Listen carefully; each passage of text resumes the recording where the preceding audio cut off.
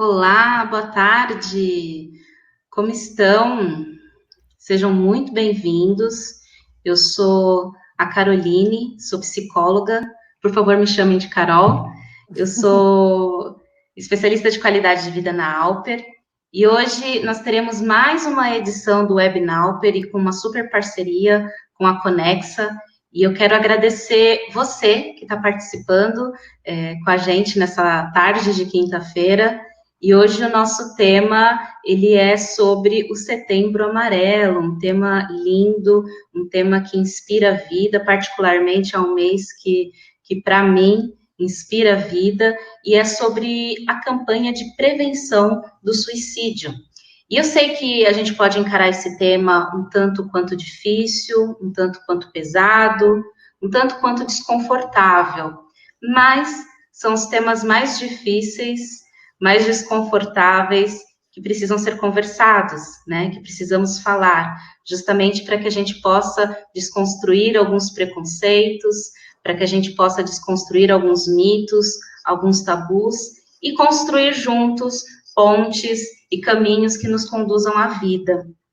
E quem vai falar com a gente sobre esse assunto vai ser a Cristiane Vale e a Patrícia Lenini, da Conexa, elas que vão nos ajudar a entender um pouquinho melhor o que é a campanha, sobre o que ela fala, como que ela é, entender também melhor um pouquinho sobre alguns aspectos emocionais referentes ao nosso cuidado em relação à saúde mental e a nos ajudar a descobrir alguns caminhos que nos conduzam de fato à vida.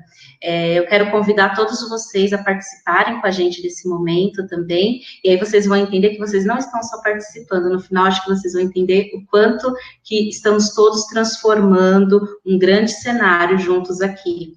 Então, fiquem à vontade de enviar as dúvidas de vocês, de enviar as partilhas, os comentários, e aí no final a gente consegue interagir de uma forma bem legal, tá bom? Cristiane e Patrícia, com vocês, se apresentem melhor, fiquem à vontade, a palavra é toda de vocês. Super obrigada, Carol. É um prazer enorme estar aqui falando de um assunto tão importante, né, que a gente normalmente tem muito medo de falar. A verdade é que a gente acha que não falando não acontece, mas a coisa não é bem assim, né? Quanto mais a gente falar e desmistificar, a verdade é que mais pessoas a gente vai conseguir ajudar. E isso, no final das contas, é a única coisa que importa. Eu sou Cristiane Vale, psicóloga, carioca, formada pela PUC do Rio, e quero, nesse momento, dividir com vocês um pouco da minha experiência. Oi, eu sou a Patrícia Lenini, sou sócia da Cristiane Vale.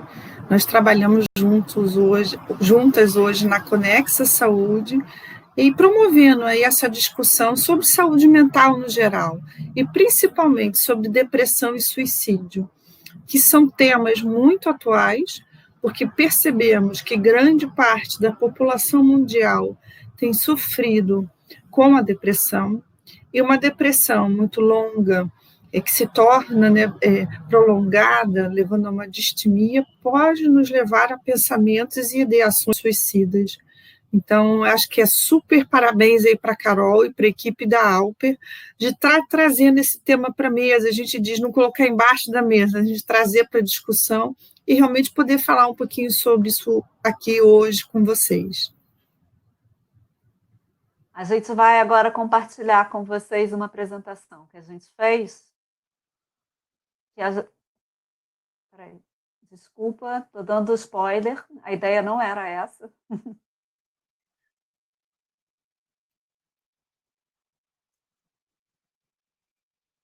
Então, acho que para começar, Cris, a gente podia trazer um pouquinho a explicação do porquê, por que chegou, por que a gente chama, né, de Setembro Amarelo. Então, essa é uma história super bonita, né, Patrícia? A história começou com o Mike. Mike M era um americano, 17 anos, que adorava mecânica e que tinha um Mustang amarelo, que era meio que a marca dele dentro da cidade que ele morava. E, infelizmente, aos 17 anos, ele comete o suicídio. E, a partir deste momento, A família, que não fazia ideia de que ele estava deprimido ou que ele iria atentar para a própria vida, resolveu fazer uma homenagem e distribuiu entre os amigos e os familiares um cartão com fitas amarelas para que eles dessem para pessoas, que ele distribuíssem para todas as pessoas e as pessoas para outras pessoas, de forma que cada um pudesse dar aquele cartão para alguém que eles achassem que estava precisando de ajuda. E aí essa pessoa entregasse, enquanto precisando de ajuda, entregasse a ele, a alguém que pudesse ajudá-la. Isso tomou um vulto enorme nos Estados Unidos, em 68, e foi a Organização Mundial de Saúde adotou a cor amarela para poder fazer parte e representar essa luta que começou nesse momento numa história triste, mas que também pode ser uma história bonita na medida em que a gente pode ajudar outras pessoas a partir daí.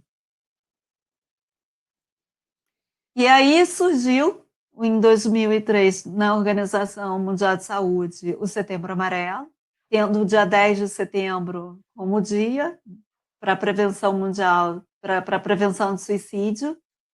E também o CVV, no Brasil, adotou, em 2015, também a cor amarela, né, o lacinho amarelo, como uma forma, junto com o Conselho Federal de Medicina, a Associação Brasileira de Psiquiatria, conseguir partilhar e divulgar essa dinâmica que é bastante difícil, do que é da prevenção do suicídio, e que é uma responsabilidade de todos nós, né?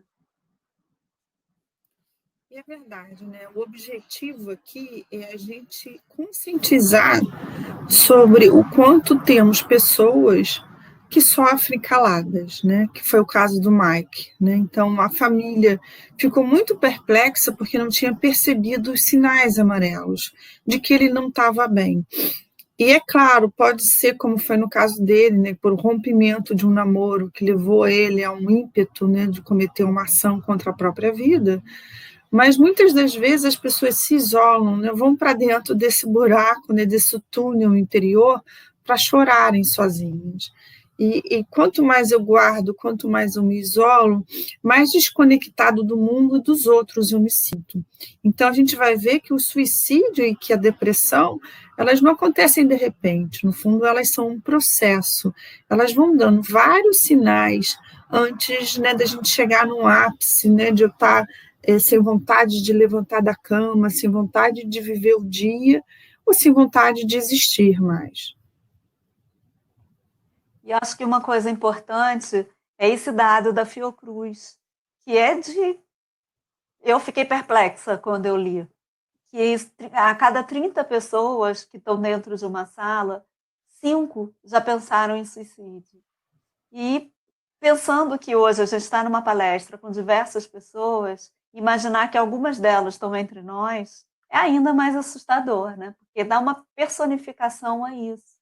E traz para a gente o quão importante de fato é entender como é que funciona, como uma pessoa realmente chega a esse momento e como que a gente pode ajudar. Eu acho que não há nada mais importante do que a gente entender do que está falando, né? E, de fato, não acontece de repente, né? A cada 45 minutos, um brasileiro atenta contra a própria vida. Isso também é um dado da Fiocruz. Então, você vê, assim, é uma estatística que, para mim, é bastante alta. E ele vem, esse processo, né, ele vem se agravando ao longo do tempo. No fundo, tem vários sinais amarelos anteriores. A gente vai falar aqui um pouquinho sobre eles, né, para a gente começar a perceber quais são. Então, muitas vezes começa com a ansiedade, não é, Cristiane? Sim, a ansiedade é um dos primeiros alertas que a gente percebe, né? Mas, Paty, se a ansiedade é uma tendência natural do ser humano, por que a ansiedade é também considerada uma causa que pode levar ao suicídio? Porque muitas das vezes a gente deixa a ansiedade passar do que a gente diz daquela ansiedade normal, né? Então, no nosso dia a dia, na nossa vida, é natural que eu tenha vários tipos diferentes de sentimento. Então, sentir, gente, é o que torna a vida também colorida e rica. E isso é bom. A questão é sempre aqui o termômetro da intensidade. Se eu começo a sentir um excesso de ansiedade, então, aquela ansiedade que é produtiva é aquela ansiedade que me lembra, putz, eu tenho um trabalho para entregar, deixa eu sentar e terminar. É aquela ansiedade antes de começar assim, uma apresentação, né? Deixa eu estar atenta, deixa eu ver se meu cabelo, minha roupa está direita, porque eu vou me apresentar para alguém, então eu tenho cuidado com a minha imagem, eu tenho cuidado de ter estudado o que eu vou falar. Então, essa é uma ansiedade produtiva, ela me mobiliza para a ação, ela me põe alerta, pronto para reagir, ela me põe mais atento aos sinais de fora. Agora, quando eu começo a estar sempre em alerta, então é como se eu estivesse sempre ligado em tudo. Então, porque eu estou com medo de que pode estar errado, eu estou com medo que a minha internet vai falhar, eu estou com medo. Então, se esse medo, começa a ficar em excesso, essa ansiedade acompanha, e ela começa a me atrapalhar. Então, aí eu começo a dar aqui a palestra e começo a esquecer o que eu ia dizer. Eu começo a ter branco, eu começo a gaguejar, eu começo a não cumprir prazo, porque eu estou já aflito. Então, eu começo a ficar imobilizado. Então, quando a ansiedade, ela começa, e a gente começa a entrar na patologia da ansiedade, a gente já começa a falar do transtorno da ansiedade. Então, começa a virar um transtorno quando ela começa realmente a atrapalhar a minha vida, a transtornar o meu dia a dia. Então, a gente saber entender que tudo na vida faz parte, né, vamos dizer assim, dessa palette, dessa diversidade do viver. É importante eu saber lidar com a minha tristeza, porque tristeza faz parte da vida, como também é importante eu me permitir ser muito feliz, porque a felicidade faz parte da vida. Agora, se de alguma forma eu fico presa num desses lugares, isso já é uma patologia, porque a modulação, a diversidade, o fluir é que é o estar vivo, né? Aceitando cada um dos momentos. E quais são os sinais, Cris, que uma pessoa está ficando assim, né, com excesso de ansiedade? Então, eu acho que a ansiedade ela começa quando você percebe perigo em tudo que te cerca, como se o tempo todo você tivesse prestes a acontecer alguma coisa muito ruim ao seu redor. Por exemplo, agora a gente está vivendo isolamento social, a pandemia, e aí você tem as pessoas que estão se cuidando, porque de fato é uma doença altamente contagiosa, com índice importante de letalidade.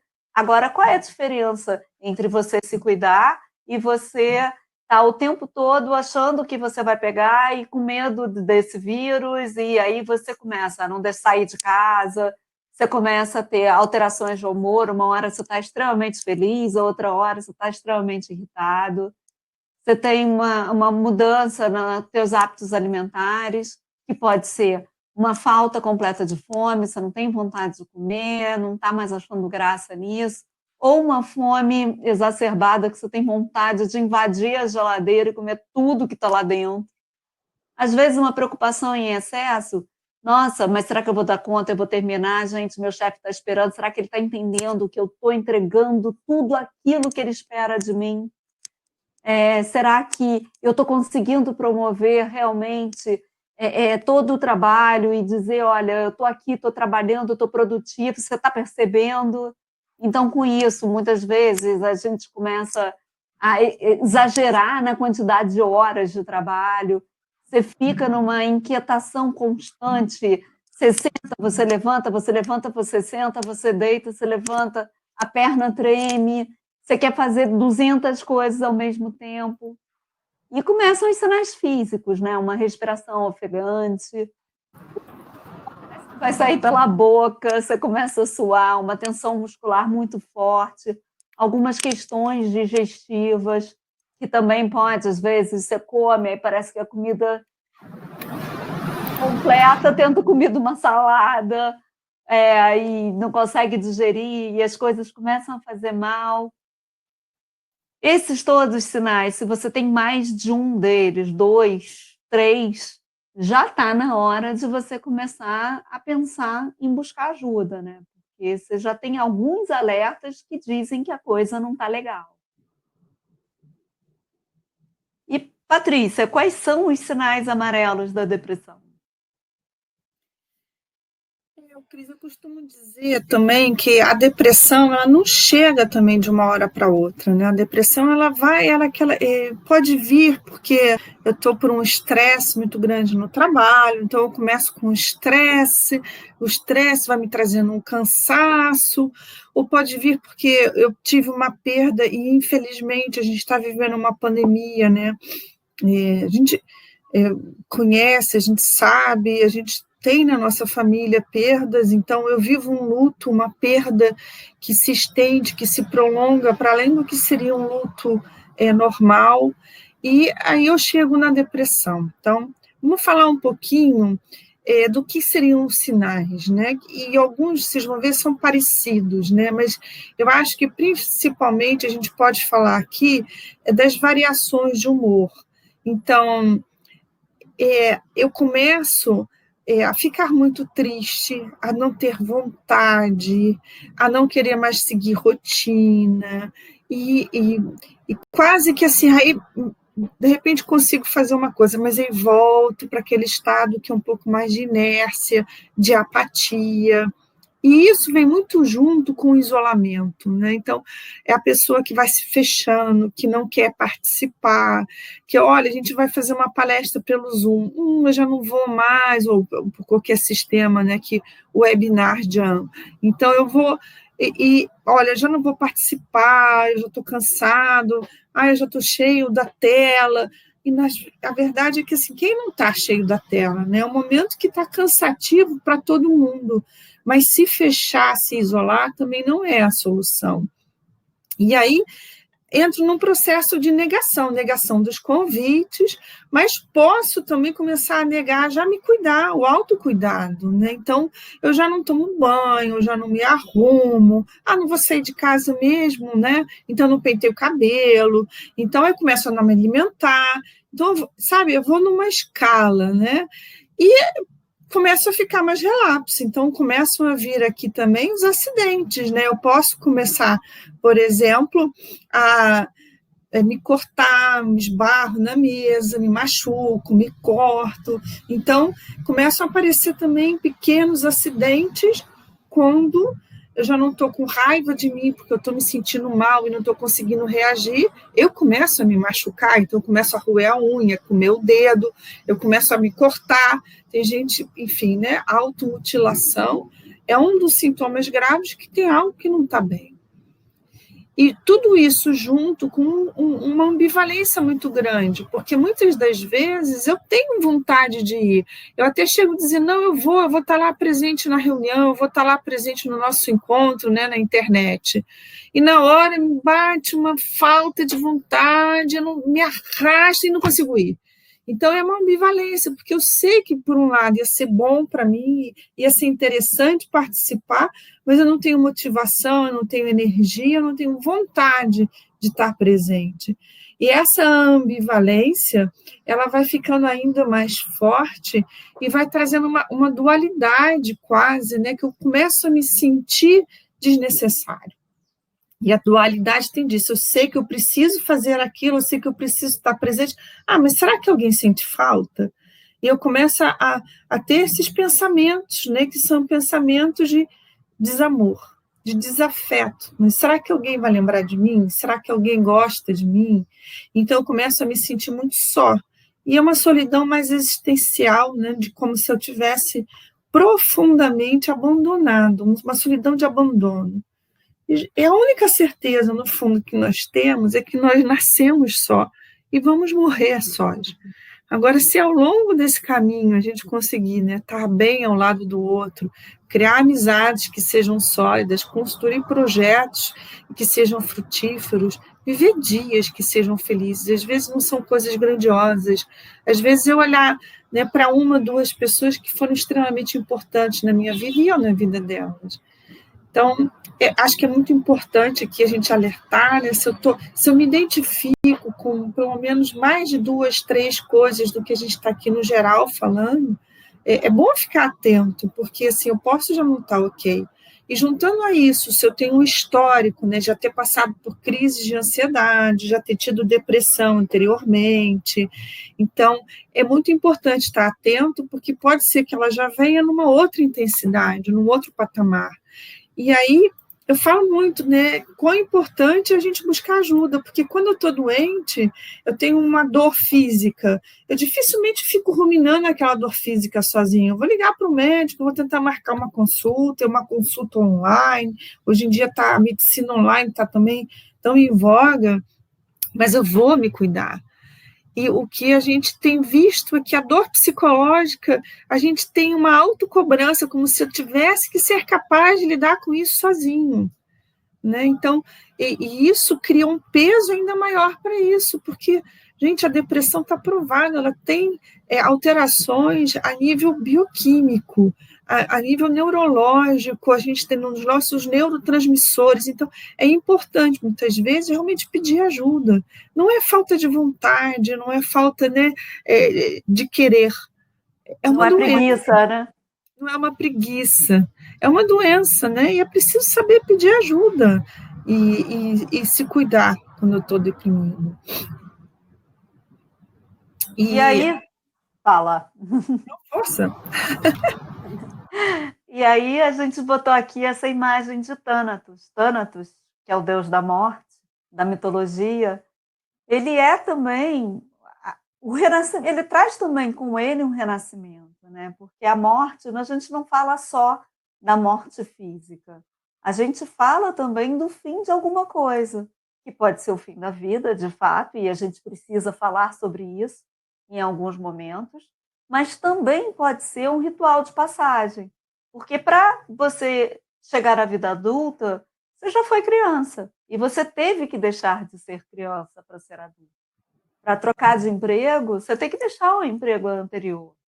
Para trocar de amor, você tem que ter terminado a relação anterior.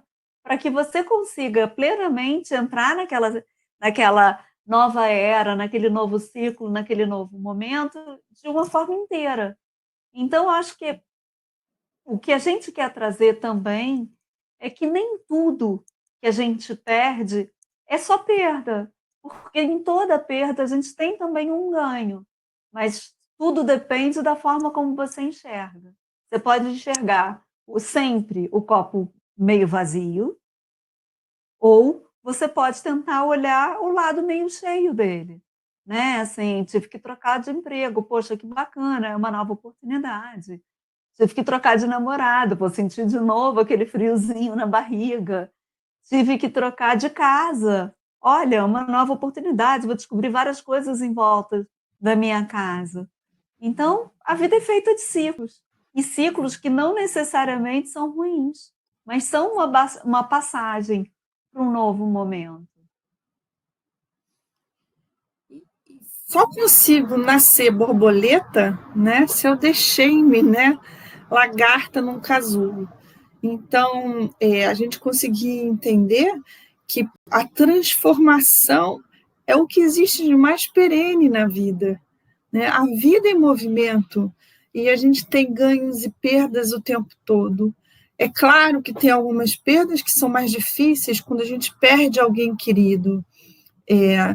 O quão doído isso não é, o quão sofrido é. Aí eu já deixo aqui também os meus sentimentos para todos aqueles que nesse momento de pandemia têm perdido alguém querido. Mas o quão importante é a gente também lembrar dos momentos felizes com essas pessoas, a gente não ficar só na dor da perda, a gente conseguir valorizar e qualificar o que foi a minha história com alguém que eu gostei de ter vivido ao lado, e conseguir ter momentos felizes na lembrança, e não ficar só na dor da perda, né? Saber o quão bom foi ter convivido. E é isso, a gente poder valorizar o que existe de positivo, e o que existe de positivo também na transformação, por mais dolorida que ela seja. Eu imagino que virar lagarta e nascer borboleta é dolorido. E quão perene esse processo, né? Você vê que muitas borboletas, elas sobrevivem um dia, né? E essa transformação toda para brilhar um dia, para voar um dia. E muitas vezes é isso, é a fugacidade da vida, porque a única coisa que existe de fato é o presente. E você saber viver o presente com a intensidade para você polinizar, para você espalhar sementes, para você voar, para você acasalar.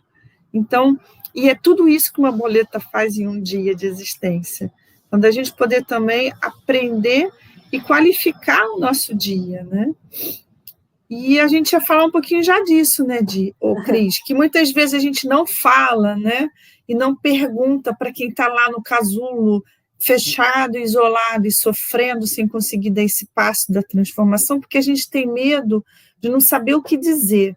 E o que você fala, né, para essas pessoas, Cris? O que você recomenda? Precisa falar? Acho que não, né? Eu acho que a coisa mais importante nesse momento é a gente poder ouvir.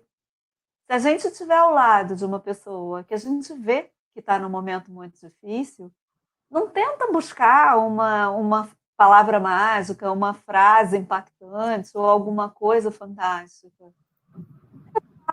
Fica e diz, eu estou aqui. Quer conversar? Quer falar o que você está sentindo? Às vezes, apenas ficar do lado, quieto, vale mais do que qualquer coisa que você possa dizer. Porque essa pessoa está morrendo de medo de ser julgada, morrendo de medo de que alguém vire para ela e fale assim, que bobagem, vai passar. Porque a dor para ela é intensa. E nesse momento não há nada mais importante do que a empatia, de você poder se colocar no lugar dela e entender que por mais que para você aquilo pareça uma bobagem, para ela não é. E a gente precisa tentar entender da forma como aquela pessoa está sentindo, e não da forma como a gente vê. E poder estar perto, abraçar, beijar, e mostrar todo o afeto e o quanto aquela pessoa é importante para você. Porque é disso que ela sente falta. Uma pessoa que chega ao ponto de acreditar que a vida não vale a pena, ela realmente acredita que ela não tem mais nada. E que ela não faz diferença para ninguém. E que ela também acredita que a vida vai ser melhor se ela não estiver aqui. Então, abraça, beija, mostra o quanto essa pessoa é importante para você.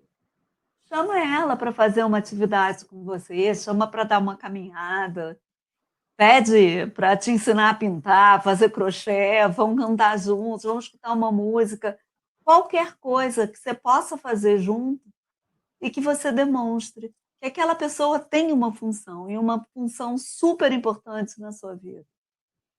É claro que a gente também não pode dispensar a ajuda médica e psicológica, porque elas ajudam muito. E elas têm mais ferramentas para, a longo prazo, conseguir tirar a pessoa desse lugar de dor, desse lugar de angústia, desse lugar de desesperança. E, às vezes, o papel do amigo é justamente dizer, estou aí, quer que eu vá com você? Vamos juntos?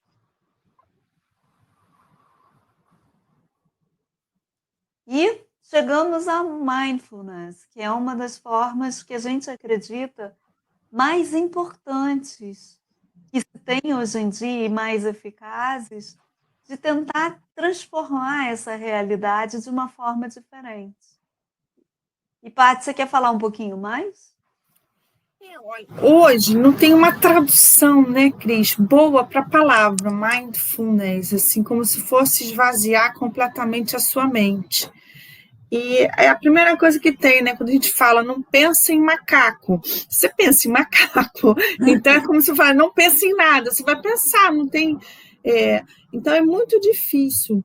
E isso surgiu muito trazendo um pouco da meditação para as práticas de terapia. Então, conforme a gente foi introduzindo alguns momentos de meditação, começou com a respiração e depois foi com a meditação na terapia. E se viu quão efetivo era. Então, o quão efetivo é você tentar, de fato, não pensar em nada. né, e estar completamente no presente. Então, se caracteriza muito por essa atenção plena no momento presente. Então, eu digo muito, é quase como uma criança que entra numa sala. Ela vai observar as cores dos objetos, ela quer pegar, ela quer ver textura. Essa curiosidade, né, de você experimentar o presente como se fosse, de fato, um presente. Então, vivendo o instante, que é o que existe. A gente só tem o hoje, como eu já falei.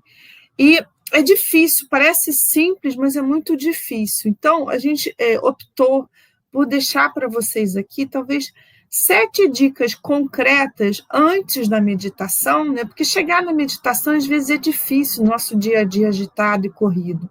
Então, são 7 dicas concretas que podem ajudar a gente nesse caminho, né? De ir voltando nossa atenção mais para o aqui e para o agora. A primeira delas, né, é a gente se preocupar com o que a gente alimenta a nossa mente e a nossa alma, né? A gente buscar conteúdos que sejam sérios, que tenham uma veracidade e que a gente sabe que são fontes confiáveis.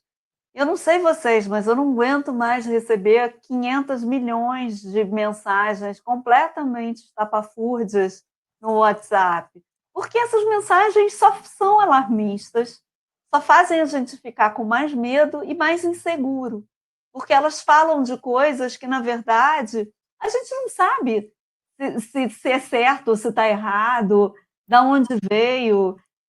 O objetivo dessas mensagens é muito mais confundir do que esclarecer. E, para isso, eu, por exemplo, hoje em dia, escolho um momento e um jornal onde eu leio notícias, porque aí eu também escolho o que eu vou ler, quando eu vou ler, e até onde eu vou ler, que eu acho que é super importante, além de descansar. Descansar é uma das coisas mais importantes que tem.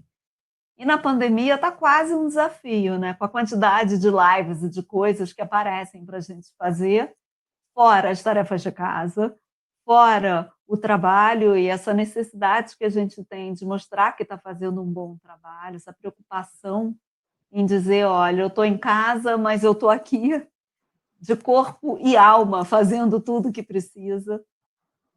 E, na minha opinião, uma das mais importantes é você fazer uma atividade física, né? Uma atividade que te faça bem. E também uma atividade qualquer, como um hobby, mas alguma coisa que te faça focar numa coisa diferente de trabalho, numa situação diferente de família, de preocupação, alguma coisa que te dê prazer e que te faça bem.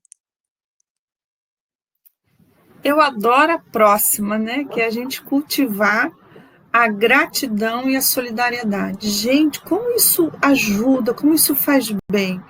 Então, o que a gente quer dizer na prática com isso? Então, cultivar a gratidão é você conseguir agradecer o que você tem. Então, por exemplo, vou deixar isso como tarefa de casa aqui dessa nossa conversa, né? Manda uma mensagem para alguém agradecendo a amizade. Manda uma mensagem para alguém agradecendo um momento que foi muito feliz na sua vida recente, no meio dessa confusão toda, e a pessoa conseguiu te tocar de uma maneira positiva. Então, a gente saber agradecer está contra tudo que a gente aprendeu, porque a gente vem de uma filosofia muito judaico-cristã de que a vida é um sofrimento. E quando a gente agradece, a gente sorri, a gente faz o outro sorrir. Então, tem aqui uma sintonia, né, no positivo e que cria aqui uma atmosfera, né, que é uma atmosfera de bem-estar. E a solidariedade. Tanta gente passando por necessidade nesse momento, de eu poder estender a mão, fazer algo de bom.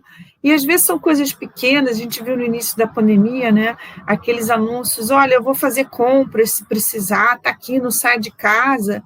Mas a solidariedade mesmo de dizer, olha, está difícil para você, não tem problema, aqui em casa vai ter sempre um prato para você na mesa. Então, a gente poder também estender, né, esse movimento, esse olhar, e até ser solidário com quem está sofrendo. Eu percebo que não está bem. Olha, você precisa conversar, como a gente já falou aqui antes. E aqui uma prática final, que é do comer. Comer coisas saudáveis, nutritivas, né? Porque quando a gente não está bem, a gente tem a tendência para ir para o pacote, para a comida que é industrializada, que até tem alguns nutricionistas que não chamam de comida, é o alimento, né? Porque eu estou comendo algo que vai me alimentar. Mas uma comida saudável, uma comida nutritiva, ela ajuda muito o organismo. E eu consegui fazer isso que a gente chama de uma maneira contemplativa. Então, ao invés de só me preocupar no almoço e me alimentar, eu olhar para a minha comida, eu perceber as formas da minha comida, o cheiro da minha comida, né? Que cores eu tenho no meu prato. Então, eu realmente observar a minha alimentação, para depois, ao dar uma garfada, comer devagar, sentindo a temperatura, a textura, o sabor. Então, assim, isso é contemplar, isso é estar profundamente no momento presente enquanto eu como, né? Então, essa é outra dica que a gente queria deixar para vocês, né? Experimentem fazer uma refeição contemplativa, né? Para começarem a trazer aqui essa história de isso é meditar, porque meditar a gente acha que é entrar no estado alfa, mas às vezes meditar é conseguir estar estar profundamente no momento presente, até me engasguei, ou seja, está muito aqui e agora. Mas você pulou uma das dicas que eu acho que também é super importante, que é procurar relaxar. E para isso, já que a Patrícia pulou, a gente podia fazer um exercício. O que você acha, Paty, no final? Acho boa ideia, Cris. Vamos embora. A gente deixa aqui uma outra, né, questão prática para todo mundo no final. Primeiro fica uma dica, né? Mas deixamos para casa, né? Fica aqui uma dica. Então, essa a gente pegou do YouTube, e no YouTube, e tem muito a ver com o tema do Setembro Amarelo, por isso a gente quis trazer essa como sugestão, né? Mas no YouTube tem várias meditações, e se alguém nunca fez, eu super recomendo começar por fazer uma que seja curta, né? De 2, 3, 4 minutos, para se acostumando. E escolha uma meditação guiada, né, para poder ser mais fácil. Essa aqui que a gente está deixando, ela é guiada, ela não é tão curta, mas ela é específica para tristeza e para depressão. Então, se você está se sentindo mal nesse momento, fica aqui uma coisa concreta que talvez possa te ajudar, que é essa meditação. E tudo bem, olha, Patrícia, eu estava fazendo, meu pensamento voou, tudo bem, volta a ouvir. Né? Não fica se culpando porque eu me desconcentrei no meio da meditação. Volta para ela e continua seguindo a orientação lá do que você está ouvindo. E o mais importante de tudo é a gente lembrar que não é preciso sofrer sozinho. Não tem porquê. Se é muito mais fácil você buscar ajuda e poder passar por essa situação de mãos dadas com alguém que entende do assunto e que vai realmente poder te ajudar, não faz sentido você tentar ser herói nesse momento e vencer essa batalha por si só. Não é covardia, não é menor uma pessoa pedir ajuda, ao contrário. Eu acho que as pessoas que pedem ajuda, na verdade, são extremamente corajosas, porque elas têm que enfrentar o medo do preconceito, o medo de serem julgadas, para então dizer, está difícil demais, não estou dando conta.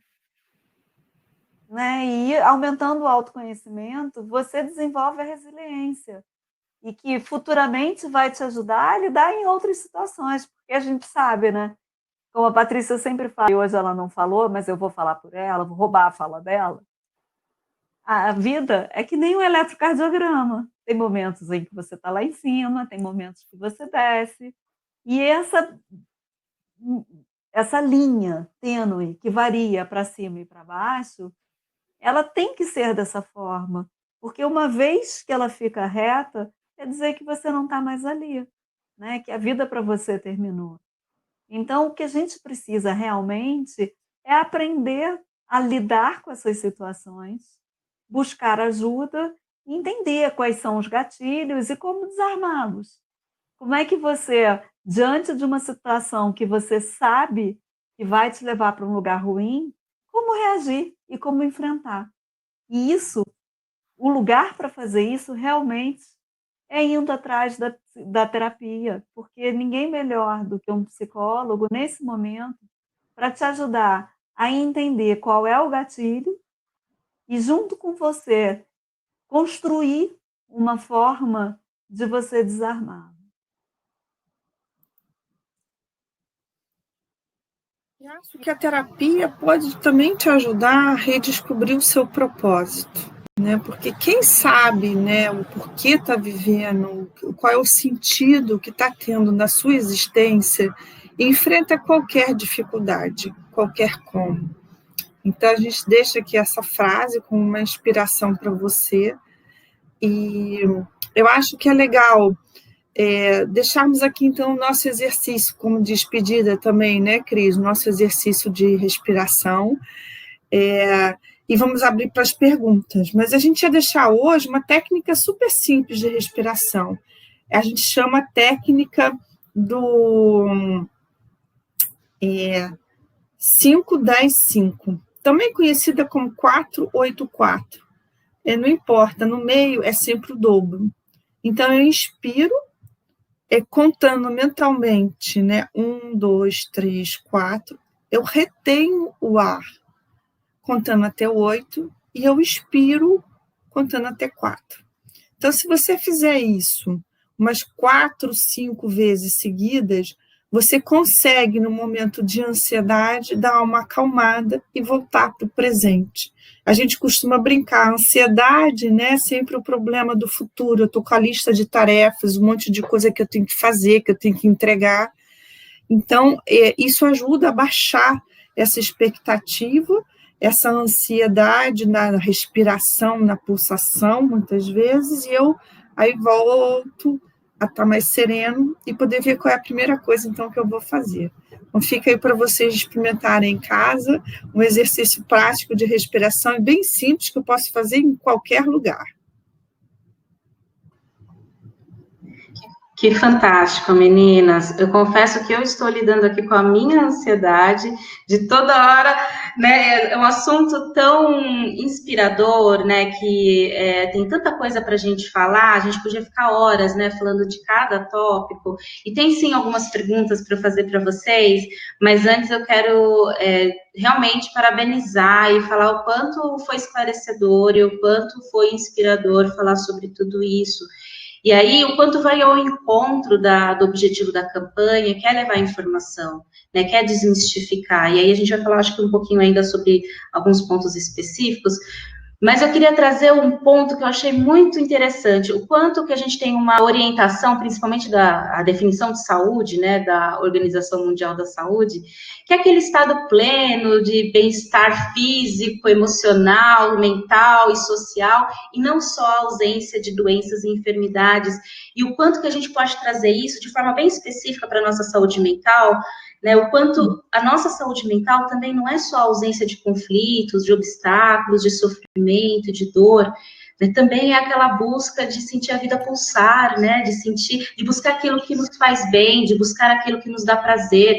E aí, quando vocês trouxeram todas aquelas dicas, né, o quanto que a gente consegue promover esse momento, né, essa busca, essa caminhada, a gente sabe, né, que assim como a depressão, o suicídio, ele não é falta de Deus, ele não é frescura, não é falta de gratidão.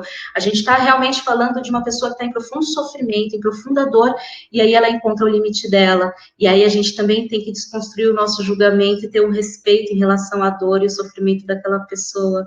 E aí vocês trouxeram todo um caminho. Quais caminhos que a gente pode seguir para multiplicar a saúde, para multiplicar a abertura dessa empatia, do olhar para o outro e do olhar para nós mesmos, e aí como que a gente pode promover um pouquinho mais desse cuidado. Então, assim, foi lindo, e que bom que a gente possa recorrer a esses caminhos. E aí eu já queria começar pelo final, que vocês trouxeram a questão da psicoterapia, e eu sei, eu vivo isso também, o quanto a gente recebe no consultório, como se a gente fosse o último recurso, né? Já se tentou de tudo, e aí quando tá a gente não tem mais opções, a gente procura um psicoterapeuta.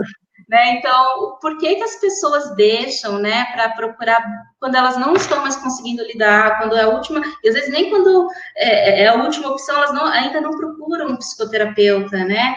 E aí se cria, eu acho que um pouco a imagem que ir no psicólogo é só quando a gente está muito comprometido, cognitivamente falando, ou algum transtorno emocional específico.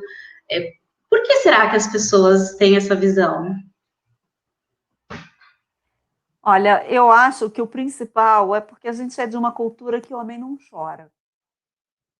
E eu acho que essa frase, ainda que nós sejamos mulheres, ainda está muito enraizada em todos nós. Então, parece um pouco que pedir ajuda é uma vergonha, é alguma coisa que vai fazer com que você seja menos. As pessoas vão olhar, vão te julgar e vão achar um absurdo você, naquele momento, dizer que não está dando conta. E, além de tudo, eu acho que tem também o medo do julgamento daquele olhar, né? De você ver mas será que a pessoa vai entender da forma como eu estou sentindo aquilo? Né? Porque tem um primeiro movimento que é sempre, que bobagem, imagina. E eu acho que essa resposta é uma resposta que a gente tem muito medo. E não importa se é bobagem, talvez seja bobagem para você, mas a gente não está falando de você, a gente está falando de mim nesse momento, né? E ter essa empatia e olhar e vestir realmente o sapato do outro, eu acho que é fundamental para que a gente entenda o quanto aquele sapato aperta. Perfeito. O quanto pode ser um caminho muito preventivo também, né? E Claro. de processo de autoconhecimento. A gente tem uma infinidade, né, de atuações dentro da clínica. Procurem sim ajuda, procurem sim um psicoterapeuta para várias razões, né? Para vários caminhos. Que lindo. Outra coisa, gente, que eu queria falar também é uma pergunta que eu acho que é muito importante nesse momento e é um mito, né? Muitas pessoas acreditam que existem algumas frases de alerta, né? Quando uma pessoa está pensando em suicídio, ela está em sofrimento profundo, e aí a gente acaba ouvindo algumas frases como, eu queria dormir e nunca mais acordar, o mundo seria um lugar melhor sem mim, eu vou deixar você em paz, enfim, algumas frases que nos chamam a atenção. E aí se ouve muito assim, quem ameaça não faz, né? Quem ameaça não concretiza. E como que a gente pode explicar um pouquinho melhor para as pessoas esse mito, né? Como que a gente pode desmistificar essa ideia? Então, eu acho que vem muito do que a gente já falou aqui na palestra, né? Que é um processo. E a gente chama essas frases de despedida, né, ô Carol? A gente vai se despedindo, como se eu estivesse falando assim, ia ser melhor se eu não te chateasse mais. Ou seja, eu estou ali implicitamente me despedindo. E aqui é aquela história, quem tenta, tenta, tenta, um dia consegue. Então, não é que quem ameaça não faz, sabe? É um processo que vai amadurecendo. E se eu não ouço, de fato, o que a pessoa está me dizendo, se eu não qualifico também aquela frase e digo, olha, o que você está pensando quando você me diz isso? Olha, por que você está me falando isso? Então, de você mostrar para o outro que você está ouvindo o que ele está dizendo, e até sentar e conversar, olha, por quê? Você está sem motivação para viver? Você acha que a vida está ruim? E eu concordo, né? A gente está numa cultura, que é o que a gente falou na resposta anterior da crise, uma cultura, uma sociedade onde eu tenho que ser forte, né? E sofrer, porque eu estou triste, né? Então, e eu só vou a médico, psiquiatra ou psicólogo, quem é maluco. Então, a gente conseguir desmistificar isso e falar, eu vou porque eu estou sofrendo, eu não estou conseguindo sair disso e reverter, me sentir bem, acordar me sentindo bem, então eu vou buscar ajuda. Né? Eu não estou conseguindo me sentir realizado no meu trabalho, com a minha família, ou na minha atividade, seja ela qual for, eu vou buscar ajuda, porque eu estou perdendo um sentido de existir e da vida. Então, eu não sei se a Cris quer complementar, mas eu acho que aqui é super importante não deixar essa frase passar sem você dizer, olha, estou ouvindo, e poder aproveitar esse momento como uma oportunidade para você sugerir da pessoa procurar uma ajuda e uma ajuda especializada, como da psicoterapia. Sim, é fundamental. Eu acho que a gente poder pedir ajuda quando está com dor, poder dizer que o momento não está legal, poder escutar quando alguém parece não estar legal, porque uma coisa que a gente não percebe, mas ninguém pergunta de fato se você está bem, né? Aliás, a gente pergunta, você está bem? É como se já não houvesse espaço para responder, não, não estou. Né? Eu não quero saber como você vai, eu quero no automático, já que você me diga que está tudo ótimo para a gente seguir adiante e não perder tempo com isso. E eu acho que está na hora da gente voltar para o como vai, né? Para a gente realmente saber em que lugar está o outro, como ele está e o que ele está precisando naquele momento. Perfeito, eu concordo, eu penso muito assim também, e o quanto, né, que a gente tem que caminhar em direção sempre existe a possibilidade de concretização, né, e se algumas pessoas falam, essa pessoa está chamando atenção, eu gosto muito de pensar, ela está chamando atenção sim, para mostrar que alguma coisa não tá bem, é um pedido de ajuda, olha aqui, eu não estou bem, eu preciso de ajuda, né, então, sempre encarar assim como um chamado, né, com a possibilidade, a prevenção vai pelo caminho do seguro morreu de velho, não é? A gente vai sempre pensar na possibilidade que é possível, sim, ela concretizar. Realmente, temos uma outra pergunta, meninas, somente as pessoas que têm algum transtorno mental ou têm alguma outra, algum outro comprometimento cognitivo, enfim, acaba se suicidando ou não? Não é diretamente vinculado? Não é diretamente vinculado. Qualquer pessoa pode sim, contra a própria vida. Basta se sentir completamente desesperado e sem condições de dar a volta por cima. Né? Quando você acredita que você está numa encruzilhada onde nada que você faça vai mudar aquela situação, isso pode, sim, te levar a tentar contra a própria vida. E isso é um momento muito triste. E a gente precisa tomar cuidado. Né? Não precisa ser muito maluco, não precisa ser muito doente, não precisa ser muito deprimido, nem muito ansioso, nem muito nada. Basta você estar se sentindo realmente muito fragilizado e num corner, né? Numa situação onde você acredita que você está num beco sem saída. É claro, né, que se eu tenho já um quadro outro de um transtorno mental, isso pode agravar, né? A gente não vai tirar isso do radar. Mas as estatísticas, inclusive, falam que, infelizmente, né, mundialmente, a gente tem o maior índice de suicídio entre 20 a 30 anos. Então, só realmente aí nos mostra que são momentos das principais crises existenciais, né? Onde eu deixo de ser o meu jovem adulto e eu vou passar a idade adulta, onde vem a responsabilidade, onde vem né, uma série de cobranças sociais e, às vezes, pessoais. Eu fico me cobrando isso, aquilo outro, ou familiar, e a gente percebe que aí, quando eu entro nesse choque, nesse dilema, eu me sinto existencialmente, né, sem sentido, pode vir um conflito muito grande, é o que a gente falou da ambivalência, né? Então, é importante, não é que não aconteça em outras idades, mas, assim, é exponencialmente mais alto na faixa de 20 a 30 anos. Então, peça ajuda, a gente fala sempre isso, né? Não sofra sozinho. Perfeito. Acho que esse é o grande recado, né, que a gente vai deixar, de pedir ajuda, realmente. Meninas, a gente está caminhando, né, para o finalzinho, para o nosso tempo. Vocês gostariam de fazer alguma consideração final ou acrescentar alguma coisa em relação a esse assunto? Muito. De agradecer, né, Cris? Claro. Eu posso começar. Eu ia falar isso, não é propriamente uma consideração.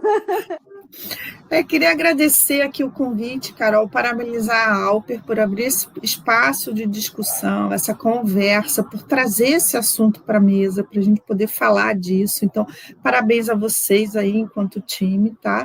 E agradecer aqui Eu nem sei, eu fico até gaga, né? Mas esse carinhoso, né, momento que vocês nos proporcionaram também. Acho que é uma afetividade com os colaboradores, porque vocês estão cuidando de quem cuida, né? Que vocês, afinal, cuidam muito dos outros, então estão cuidando de quem está cuidando, e nos proporcionarem com tanta afetividade esse momento aqui, de poder estar trocando e falando com vocês. Então, muito obrigada e parabéns. Eu queria agradecer também, mais uma vez, de estar aqui e dizer que a gente gosta de gente, né? Não só nós da Conexa, como a Alper, a gente está aqui para cuidar, né? Para poder trazer o melhor bem-estar da melhor forma possível e no modelo que for possível, né? E se você não estiver legal, não tem por que não correr atrás de uma ajuda, a gente está aqui para isso. Perfeito. Eu já vou agradecer vocês, vou fazer também uma pequena consideração aqui. Não vou, é inevitável, né? Eu também não falar um pouquinho, mas que importante que é isso que a gente está fazendo, né? Abrindo esse espaço. Quando eu falei lá no começo, que não é só a participação, mas estamos mudando, né? Estamos promovendo transformações. É porque essa é exatamente a proposta da campanha, né? Que todos nós somos convidados, né, a transformar esse cenário, a transformar essa realidade, a ajudar na prevenção do suicídio e falar a respeito é grande parte dessa transformação. Então, quem está aqui presente, saiba que está promovendo essa mudança, está promovendo essa transformação, está desconstruindo preconceitos, sim. E a ideia é de que a gente tem que sim buscar ajuda, e não só buscar ajuda, mas buscar prevenção. Eu estava numa CIPAT outro dia, e aí uma das orientações em relação aos ambientes, né, que a gente trabalha, a gente está inserido, é parar, observar os riscos ao nosso redor, para nossa saúde, para a nossa segurança e a do outro. E aí, que metáfora fantástica para a nossa vida, né? A importância da gente parar um pouco a agitação, né, do dia a dia, essa coisa frenética que a gente vive, e parar um pouquinho para observar, né? Como que eu estou me cuidando? Como que eu estou me olhando? Como que eu estou vivendo a vida? Como que eu estou percebendo a vida? E aí a gente descobrir caminhos e formas, estratégias, e aí a gente tem várias dicas que vocês deram para a gente, de colocar em prática no nosso dia a dia. E não só para a minha segurança, para a minha saúde, para o meu bem-estar, para me ajudar também a ampliar essa minha capacidade empática, né? De perceber o outro, de ajudar o outro, de contribuir com o outro. Então, que lindo que foi esse encontro, né? Quando a gente fala realmente de suicídio, a gente está falando só da ponta de um iceberg, né? Embaixo tem toda uma complexa rede de fatores, né, que acabam envolvendo esse fenômeno que é muito estudado, e que bom que a gente está falando a respeito disso.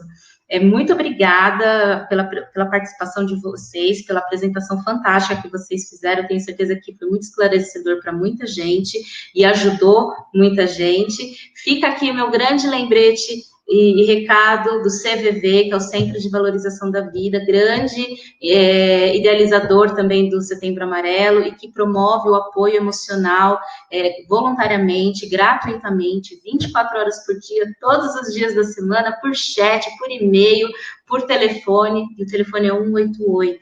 Procure sim ajuda, procure sim conversar com alguém, se você precisar, tá bom?